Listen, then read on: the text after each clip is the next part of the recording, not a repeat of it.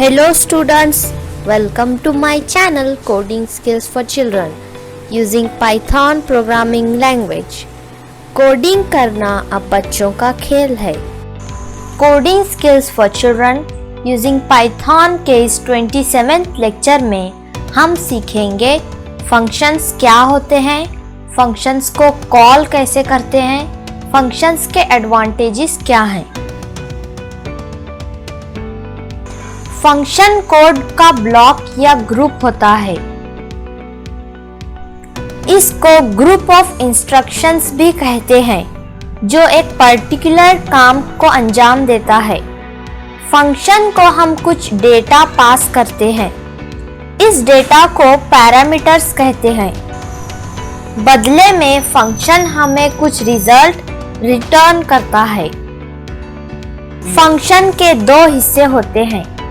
Function define से function को बनाया जाता है. फंक्शन कॉल से फंक्शन को एग्जीक्यूट किया जाता है. हम डायरेक्टली एग्जाम्पल को जाते हैं और एक फंक्शन को डिफाइन करते हैं.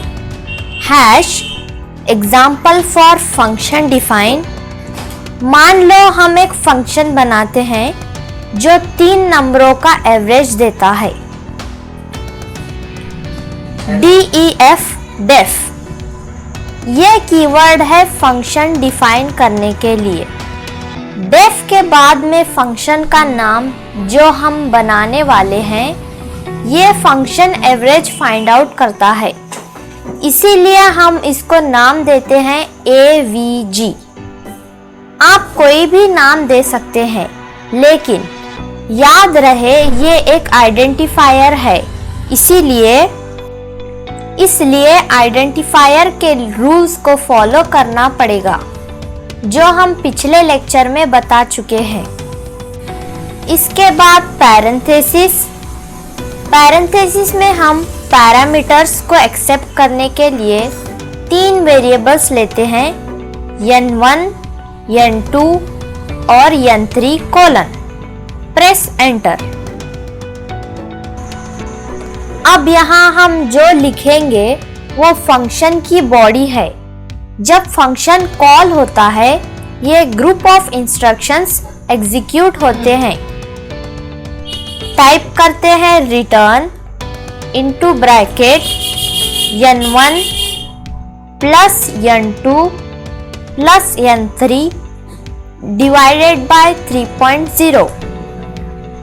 0.0 हम इसलिए ले रहे हैं क्योंकि हो सकता है इस एक्सप्रेशन का टोटल एक फ्रैक्शनल वैल्यू भी हो सकती है. ये हमारा बन गया फंक्शन डेफिनेशन. हम एक मैसेज प्रिंट करवाते हैं. प्रिंट इनटू ब्रैकेट कोटेशन में हेलो. इसके बाद हम ऊपर वाले फंक्शन को कॉल करते हैं क्योंकि फंक्शन एवरेज रिटर्न करेगा. उसको स्टोर करने के लिए एक वेरिएबल बनाते हैं result1 is equal to function का नाम avg और पैरेंथेसिस में आर्ग्यूमेंट पास करते हैं 20, 40, 30. बाय द वे आर्ग्यूमेंट को पैरामीटर्स भी कहते हैं. 20, 40, 30 वो वैल्यूज हैं जिनका हमें एवरेज निकालना है. हम एक और वेरिएबल बनाते हैं result2 इज इक्वल टू, फिर फंक्शन को कॉल कराते हैं avg और पैरामीटर्स पास करते हैं 6, 5, 7. एक और बार फंक्शन को कॉल करते हैं result3 is equal to avg और पैरामीटर्स पास करते हैं 3.5, 2.5, 1.6. अब हम तीनों रिजल्ट को प्रिंट करवाते हैं. प्रिंट इनटू ब्रैकेट result1 और वैसे ही result2 और result3.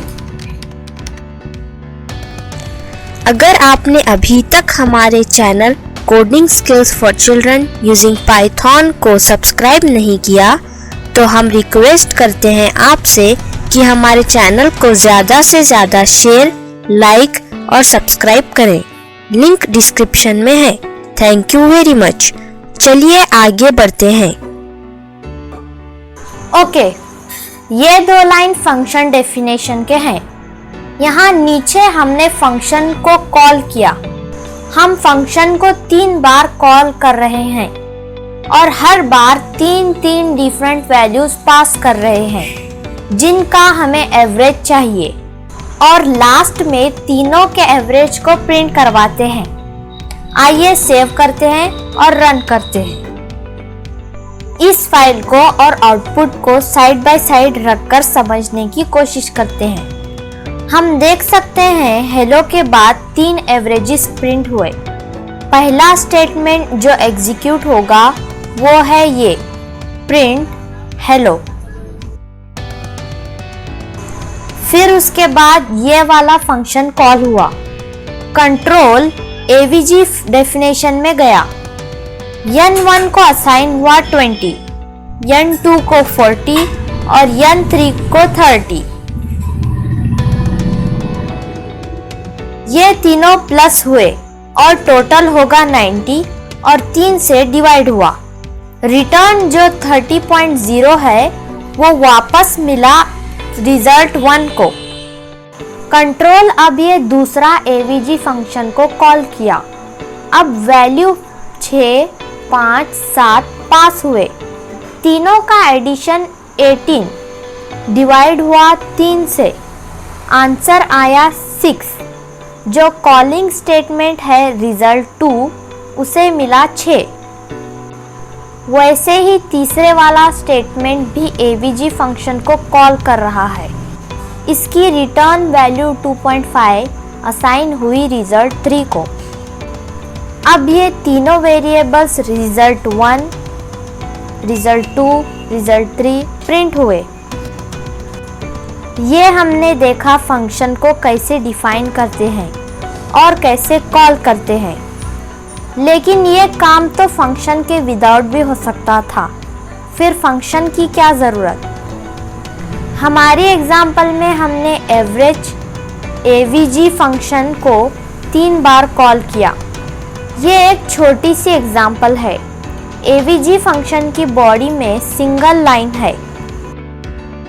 मान लो इसमें 100 लाइन है और हम अगर फंक्शन को यूज़ नहीं करेंगे तब हमें 300 लाइन का कोड टाइप करना पड़ेगा जिसमें हमारा बहुत ज़्यादा टाइम और स्पेस लगेगा। It's very difficult right? इस मुश्किल से बचने के लिए हमने एक फंक्शन बनाया और एक नाम दिया और उसे जितनी बार चाहे कॉल किया। रिपीटेडली यूज़ होने वाले कोड को हम एक फंक्शन में डाल सकते हैं। ये हमारा टाइम और स्पेस बचाता और प्रोडक्टिविटी बढ़ाता है। तो आपने आज के लेक्चर में सीखा पाइथन में फंक्शन कैसे बनाते हैं, फंक्शन को कॉल कैसे करते हैं और फंक्शन के क्या क्या फ़ायदे हैं।